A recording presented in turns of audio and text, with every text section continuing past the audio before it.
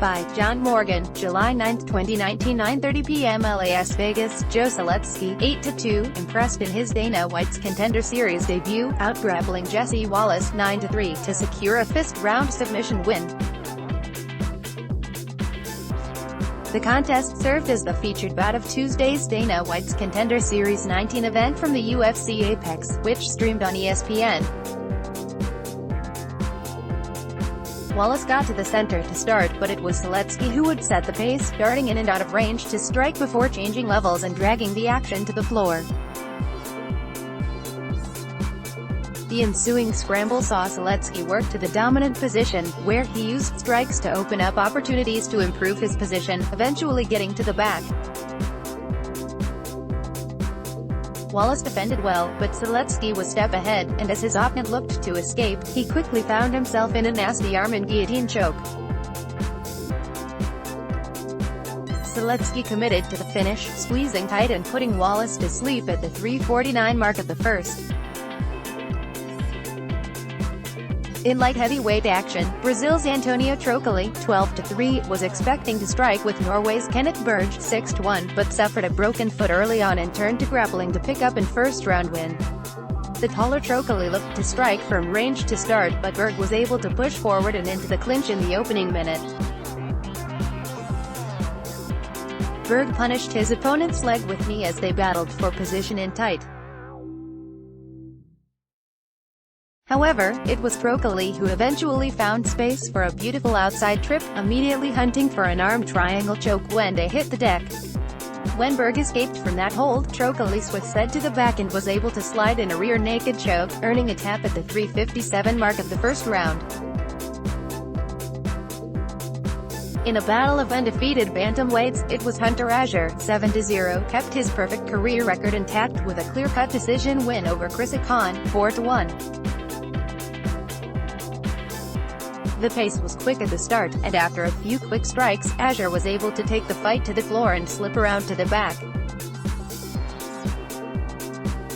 He couldn't keep it there, though, and Khan moved quickly back to the feet.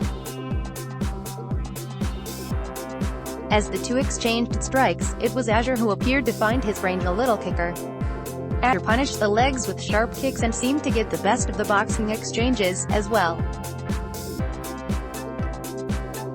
Khan was aggressive to start the second, but Azure remained the more effective striker. Repeated low kicks made it impossible for Khan to stay upright, though Azure surprisingly elected to take the action to the canvas. Once on the back, Azure softened up his opponent with big punches before turning his attention to the choke. Khan showed capable submission defense, but the offense was very one-sided. Azure took the fight quickly to the floor again in the third. Khan continued to show impressive choke defense, but the action remained against him. Azure never did get the finish, but he continued to throw strikes until the final bell, walking away with a unanimous decision, 30-27, 30-27 and 30-26. In middleweight action, Hawaiian slugger Maki Pitolo, 12-4, using devastating punches to the body to earn a first-round finish of Justin Sumter, 7-3. The two men wasted little time moving forward and looking to strike. A Sumter slip allowed Pitolo to land the first big shots of the contest, though both men were finding their way through their opponent's defense. That said, it was Pitolo's pressure that was rewarded, as he blasted away with punches to the body, sending Sumter crashing to the canvas and ending the fight at the 1:37 mark of the opening round. In the night's first contest, lightweight Jonathan Pierce, 9-3, survived some early trouble to battle back for a third-round TKO stoppage over Jacob Rosales, 11-5. The two fighters came out firing from the start, with Pierce favoring kicks at all levels, but Rosales showing quick hands in reply. Rosales was certainly landing his share of solid strikes up the middle, but Pierce showed no desire to leave the pocket. Pierce's nose was busted up early, but he walked through the punches to land his own. Pierce's chin was admirable, but he was certainly taking the worst of the exchanges. Pearce's grit was on display again to start the second, walking forward aggressively in the face of crisp strikes that found their mark over and over again. Pearce's corner begged for him to show some head movement, but his relentlessness did start to pay off as Rosales looked to tire. Pearce did not, and momentum started to shift in his direction, first on the feet and then briefly on the floor. Rosales crawled back up, but it was clear he was exhausted from the relentless pace. Rosales kept swinging, but when he slipped to the floor on a missed flying knee, Pearce jumped on top, and finished the round with strikes from the top position, pausing only to defend from a very earnest takedown attempt. Pearce was the aggressor to start the third, striking his way into a quick takedown attempt and setting up inside control.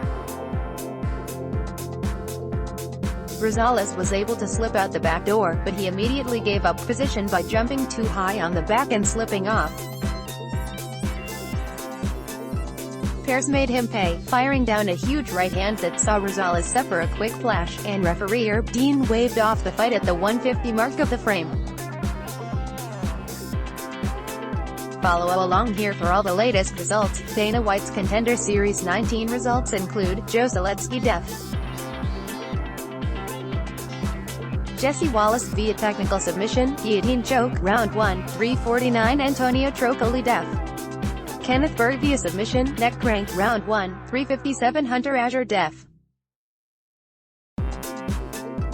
Christian Akan via unanimous decision, 30-27, 30-27, 30-26. Maki Patola def. Justin Sumner via TKO, punches, round 1, 137. Jonathan Pierce def. Jacob Rosales via TKO, punch, round 3, 150. For more on Dana White's Contender Series 19, check out the MMA events.